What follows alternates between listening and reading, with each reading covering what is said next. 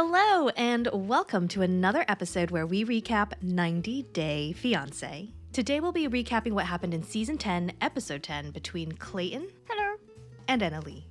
So, sit down, buckle up, and let's ride this train wreck straight into the ground. So today, in the next chapter of Clayton trying to get laid, he decides to take Anali on a date to a llama farm to remind her of her home in Peru. They pet the llamas, feed the llamas, kiss the llamas, and Clayton even gets ball-tapped by a llama. Cabras atacándome es la más acción que tenía desde que llegaste.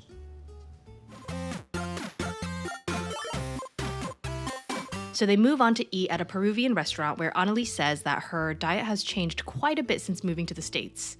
Now, this seems to be a running theme where people from abroad come to America and they're like, oh, my diet got really crappy and I have to take a crap 500 times a day. She says Clayton would eat hamburgers for every meal, every single day if he could.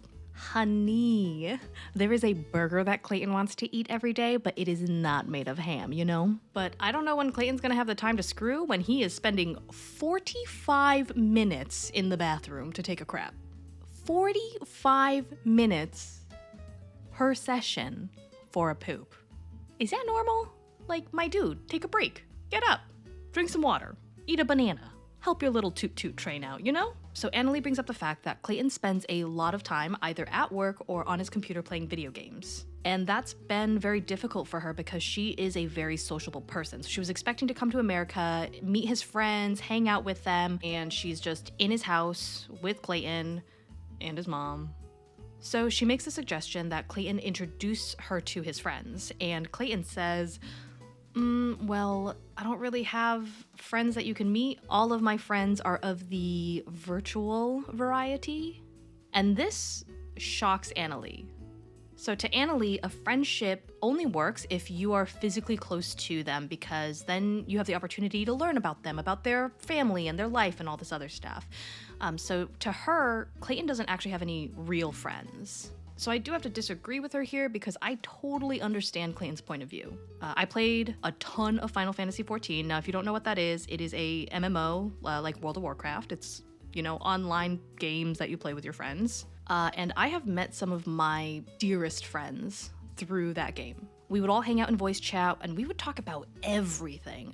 The game, our jobs, our friends, our family, all of our like struggles, and we are genuinely very close, even though we've never met in person. So I don't think that my relationships with my friends, with my virtual friends, is any less real or less substantial than the relationships I have with the people that are in close proximity to me.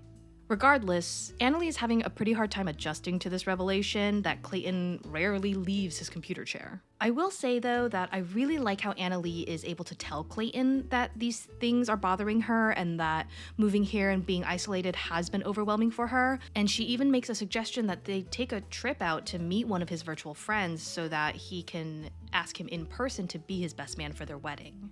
He's super nervous about this because he feels like he's super awkward socially, but he does agree.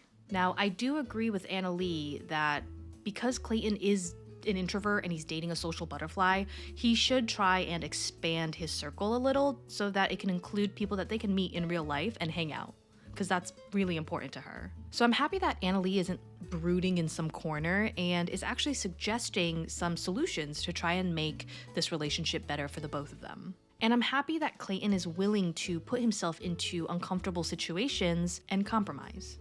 Well, that's it for today. I know it was a short one, but not a lot of stuff happened. But stay tuned for more recaps in the future. And as always, thank you for not letting me ride this train wreck alone.